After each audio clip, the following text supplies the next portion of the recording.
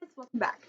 I did a haul not too long ago about stuff that I got at Joann's and Michael's, and in those, I did go ahead and give kind of a snippet about letterboards, and that I do have a really good hack that I use, and that I wanted to go ahead and share that with you guys. So that's what we're going to run through today. I do have two letterboards at two different sizes. I have this really big one with like this bamboo-esque back. I got this at Michael's. Probably last summer sometime, 70% off or something crazy like that. I think it was $3. It was insane. So it may have even been like 90% off because I think it was 30. Yeah, it was 90% off because it was $30, but I got it for $3. And it came with a set of letters too, which was phenomenal. And this is how I got my letterboard start. So definitely be checking out clearance for fun stuff like that. I have a second one here. I don't remember where I got this one. It's plastic, and I have poked a couple holes through it there, which you can see up close, but you can't see from back here, except for that now that I've told you they're there, you can probably see them. But in pictures, things like that, when I put letters on it, nobody's ever said anything. You just want to be careful when you're putting your little letters in that you don't do that to yours too. But I don't remember where I got this one. It has like a ring on it, which my other one does not. Just kidding, it does. They just don't stick out like this one does. But it also has like a picture hanger, so you can kind of set it however you want to.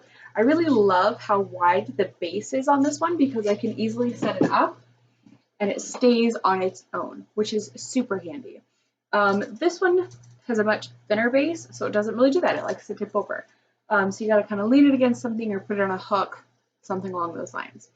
So I have two letterboards, and that means I have a ton of letters, right? Yes, they are so fun. They're easy to accumulate a ton of. So if you've never purchased them before, they do come usually in a box about like this.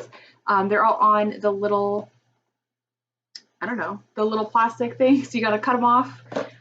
So one thing I do really love, and I did not grab mine, but I just bought a cuticle trimmer at like the dollar store, and I use that to cut the letters off of the mold.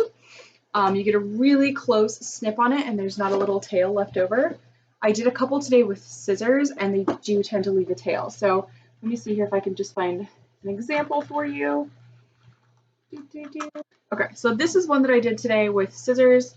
So you have a little bit of a tail there.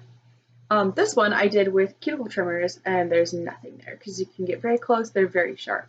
So for very crisp letters, I would recommend that. Again, I got mine at the dollar store, but if you don't want to add additional tools, things like that, if you just have like a nail file sitting around the house, you can also use that. So, okay, so I have tons of letters, lots of different colors. Obviously, I just showed you two. And what I did with mine was I actually bought these little things for like separating beads when you're doing jewelry, or you could store buttons or whatever. And I went through and I labeled them. I have two. This one also includes the letters or numbers. They both include letters. And then in the big pockets, I've got like my symbols, signs, different things like that. And then it's a little bit confusing because when you lift the lid, those don't line up exactly.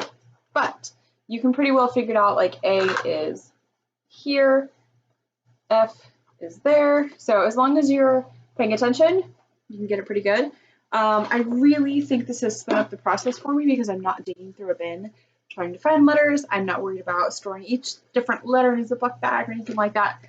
It keeps them really nice and tidy, and it does not take up a lot of room, which is really what I need in my office. I need to use every little bit of space that I've got, and I need to use it in a productive way, and this does both of those things for me. It's also super easy. When I'm done with a letterboard, I take the letters off alphabetically instead of just like one at a time, and that goes really smooth for me. So you will find the fastest way for you, but that's what works for me.